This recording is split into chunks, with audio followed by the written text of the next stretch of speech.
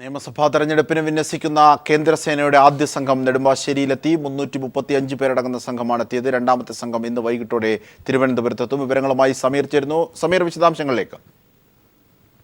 അജിംഷാദ്, 10:30 കൂടിയാണ് ആദ്യ സംഘം എത്തിയത്. 335 പേരാണ് ഉള്ളത്.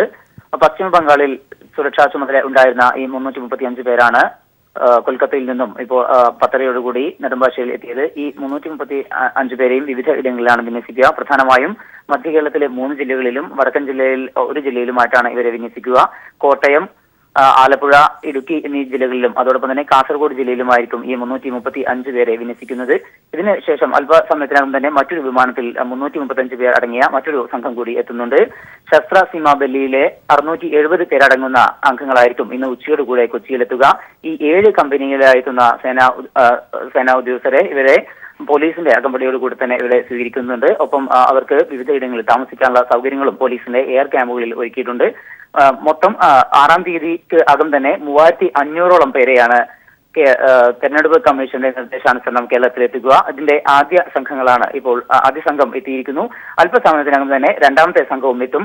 വൈകിട്ട് 3ാമത്തെ സംഘമാണ് തിരുവനന്തപുരം വിമാനത്താവളത്തിൽ 6 മണിയോടുകൂടെ എത്തിച്ചേരുക. ശരി സമീറാണ് വിവരങ്ങൾ നൽകിയത്. ഇപ്പോൾ ഇടുക്കിയിൽ പ്രകാശ് കാരാട്ട് തെരഞ്ഞെടുപ്പ് പര്യടനത്തിൽ. ഇടതുപക്ഷ ജനാധിപത്യ മുന്നണിയുടെ നേതൃത്വത്തിലാവണം. ഇടതുപക്ഷ ജനാധിപത്യ മുന്നണിക്കാണ് കേരളത്തിന്റെ ശോഭനമായ ഒരു ഭാവിക്കുള്ള വഴി തെളിക്കാൻ കഴിയുക. അതിന് നിശ്ചിതമായ ഒരു പരിപാടി, സാധാരണക്കാരന്റെ താല്പര്യങ്ങളെ സംരക്ഷിക്കുന്ന ഒരു പരിപാടി ഇടതുപക്ഷ ജനാധിപത്യ മുന്നണിക്ക് മാത്രമാണുള്ളത്.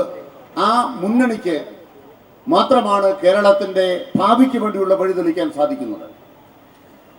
While we know that the people of Kerala have made up their minds to remove the UDF from the government, we also have to, in this election campaign and in this election, make sure that the Bharatiya Janata Party, which today is the ruling party at the center, they do not get any opportunity to establish themselves in Kerala in any way. All these years,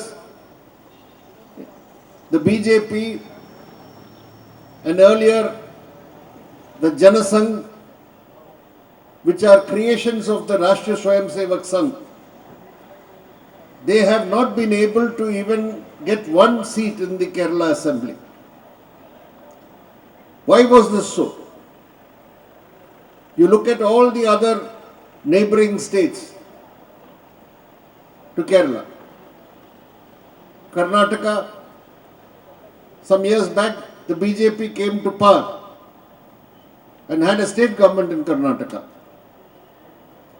It's another matter that the chief minister of that party was later proved to be corrupt and he was arrested, Yedurappa. You go to Tamil Nadu, we have seen how some of the parties. നിയമസഭാ തെരഞ്ഞെടുപ്പിനുള്ള അന്തിമ voter പട്ടിക പ്രസിദ്ധീകരിച്ചു. 2,60,00,000 വോട്ടർമാരാണ് പട്ടികയിലുള്ളത്. ഏറ്റവും കൂടുതൽ വോട്ടർമാരുള്ളത് മലപ്പുറം ജില്ലയിലും കുറവ് വയനാട്ടിലുമാണ്. സംസ്ഥാനത്തെ നിയമസഭാ തെരഞ്ഞെടുപ്പിനുള്ള അന്തിമ വോട്ടർ പട്ടികയ്ക്കാണ് അംഗീകാരമായിരിക്കുന്നത്. 2,60,19,284 വോട്ടർമാരാണ് ആകെ സംസ്ഥാനത്തുള്ളത്. 1,35,08,693 സ്ത്രീകളും 1,25,10,589 പുരുഷ വോട്ടർമാരുമാണ് ഇതുപ്രകാരം സംസ്ഥാനത്തുള്ളത്. ഇവരിൽ 23,289 പേർ പ്രവാസി വോട്ടർമാരാണ്. ഏറ്റവും കൂടുതൽ വോട്ടർമാരുള്ളത് മലപ്പുറം ജില്ലയിലാണ്. 30.33 ലക്ഷം പേർ. കുറവ് വയനാട് ജില്ലയിലും 5.95 ലക്ഷം. വോട്ടർമാരുടെ എണ്ണം ജില്ല തിരിച്ച് ഇപ്രകാരമാണ്. കാസർഗോഡ് 9,90,513 പേർ. കണ്ണൂർ ജില്ലയിൽ 1,94,1614 വോട്ടർമാർ. വയനാട് ജില്ലയിൽ 5,95,681. കോഴിക്കോട് ജില്ലയിൽ 23,59,731 പേർ. മലപ്പുറം ജില്ലയിൽ 30,33,864. പാലക്കാട് ജില്ലയിൽ 21,86,112. തൃശൂർ 24,87,686 പേർ. എറണാകുളം ജില്ലയിൽ 24,71,518 പേർ. ഇടുക്കിയിലാകട്ടെ 8,86,133 പേർ. കോട്ടയം ജില്ലയിൽ 15,54,714 പേർ. ആലപ്പുഴ ജില്ലയിൽ 16,93,155 പേർ. പത്തനംതിട്ട ജില്ലയിൽ 10,25,172. കൊല്ലം ജില്ലയിൽ 20,93,407 പേർ. തിരുവനന്തപുരം ജില്ലയിലാകട്ടെ 26,99,984 പേരുമാണ് വോട്ടർ പട്ടികയിൽ ഇടം പിടിച്ചിരിക്കുന്നത്. News bureau, Thiruvananthapuram. ഇന്ന് ലോക തൊഴിലാളി ദിനം. 8 മണിക്കൂർ ജോലി, 8 മണിക്കൂർ വിനോദം, 8 മണിക്കൂർ വിശ്രമം എന്ന മുദ്രാവാക്യം ചിക്കാഗോ തെരുവീഥികളിൽ അലയടിക്കുമ്പോൾ ഐക്യപ്പെടലിന്റെയും പ്രക്ഷോഭത്തിന്റെയും വീറുറ്റ പാരമ്പര്യമാണ് മെയ് ദിനം ഇപ്പോഴും നൽകുന്നത്.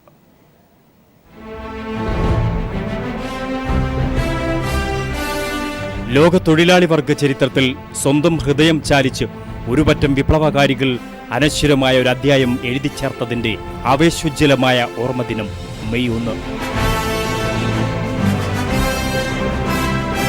മുതലാളി വർഗത്തിന്റെ അതിക്രൂരമായ ചൂഷണത്തിന്റെ വിവിധ മുഖങ്ങൾ, അതിൽ നിന്നെല്ലാം ഒരു മോചനം. 8 മണിക്കൂർ ജോലി, 8 മണിക്കൂർ വിനോദം, 8 മണിക്കൂർ വിശ്രമം എന്ന് ചിക്കാഗോ തെരുവീഥികളിൽ മുഴങ്ങിയ മുദ്രാവാക്യങ്ങൾ ലോകത്തെ ആകെയാണ് പ്രകമ്പനം കൊള്ളിച്ചത്. പിന്നീടിങ്ങോട്ട് ലോക തൊഴിലാളി വർഗം ഒന്നടങ്കം ആ മുദ്രാവാക്യം ഏറ്റുവിളിച്ചു. അടിമകളെപ്പോലെ പണിയെടുത്തിരുന്നവർ അവകാശങ്ങൾക്കായി കാൽച്ചങ്ങലകൾ ഭേദിച്ച് അണിചേർന്നു. അവകാശബോധത്തോടെ തൊഴിലാളി വർഗം നടത്തിയ ത്യാഗനിർഭരമായ പോരാട്ടങ്ങളിലൂടെ അനേകം ജീവനുകൾ ബലിയർപ്പിച്ച് നേടിയെടുത്തതാണ് നമ്മൾ ഇന്ന് അനുഭവിക്കുന്ന തൊഴിലവകാശങ്ങൾ എല്ലാം തന്നെ. തൊഴിലെടുക്കുന്നവന്റെ അവകാശങ്ങൾ കവർന്നെടുക്കാൻ പുത്തൻ നയങ്ങളുമായി മുതലാളിമാർ അധികാരികളെ കൂട്ടുപിടിച്ച് തക്കം പാർക്കുമ്പോൾ പല മേഖലകളിലും തൊഴിലാളികൾ സമയത്തെക്കുറിച്ചും തൊഴിൽ പീഡനങ്ങളെക്കുറിച്ചും നിരന്തരം വാർത്തകൾ വരുന്ന വർത്തമാനകാല സാഹചര്യങ്ങളിൽ ചിക്കാഗോയിൽ അന്നുയർത്തിയ മുദ്രാവാക്യങ്ങൾ കൂടുതൽ പ്രസക്തിയോടെ മുഴങ്ങുന്നു. പണിയെടുക്കുന്നവന്റെ അവകാശ സമരങ്ങൾക്ക് എന്നും നിലയ്ക്കാത്ത ഊർജ്ജപ്രവാഹമായി മെയ് ദിന സ്മരണ ജ്വലിച്ചു നിൽക്കും. News desk. വിശ്രമജീവിതം കൃഷിക്ക് വേണ്ടി ചെലവഴിക്കുന്നതിലൂടെ സംതൃപ്തി കണ്ടെത്തുകയാണ് തൃശൂർ സ്വദേശി വേണുവും കുടുംബവും. റിട്ടയർമെന്റിന് ശേഷമുള്ള ഒഴിവുവേളകളിലാണ് കൃഷി ആരംഭിച്ചതെങ്കിലും വേണുവിന് ഇതൊരു നേരം പോക്കല്ല. പുരയിടത്തോട് ചേർന്നുള്ള 40 സെന്റിലാണ് ഇവരുടെ കുടുംബ കൃഷി. കുടുംബപരമായി കാർഷിക പാരമ്പര്യമുണ്ടെങ്കിലും BSNL ജീവനക്കാരനായിരുന്ന വേണുവിന് കൃഷിയിൽ സജീവമാകാൻ കഴിഞ്ഞത് റിട്ടയർമെന്റിന് ശേഷമാണ്. തൃശൂർ കോട്ടപ്പുറത്തെ പുരയിടത്തോട് ചേർന്നുള്ള 40 സെന്റിലാണ് വേണു സമ്മിശ്ര കൃഷി ആരംഭിച്ചത്.